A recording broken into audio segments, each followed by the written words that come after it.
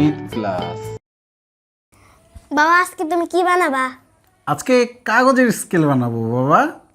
আমি বানাতে পারি, আমি বানাই।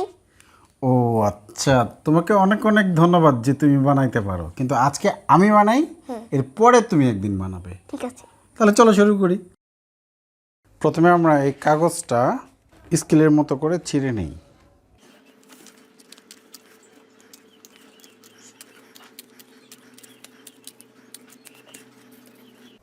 এবার তৃতীয় শ্রেণীর গণিত বইয়ের শেষ পৃষ্ঠাতে যে সেন্টিমিটার স্কেলে দাগ কাটা আছে এটা আমরা নিব, এইখানে সুন্দর করে বসিয়ে দাগ কেটে দিব। আমরা মাঝখানের দাগটা ছোট এবং তারপরের দাগটা বড় করে দিব।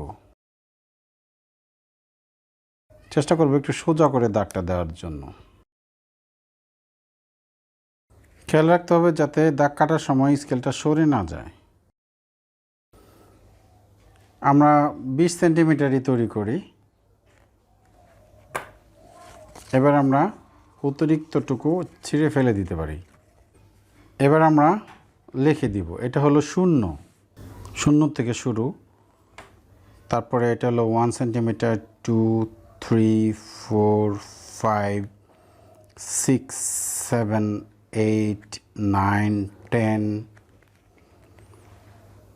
11, 12, 13, 14, 15, 16,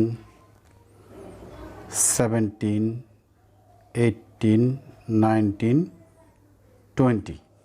তো হয়ে গেল আমাদের কাগজের স্কেল। এখন এই স্কেল ব্যবহারের পালা।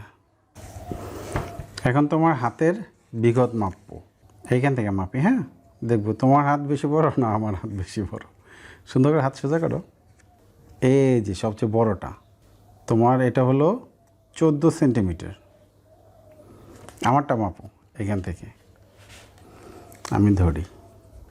আমারটা 18 সেন্টিমিটারের একটু বেশি।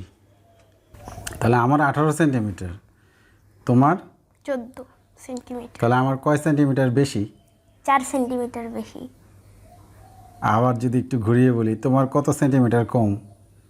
আমার 4 সেন্টিমিটার কম। বাহ, তুমি খুব ভালো বলেছ।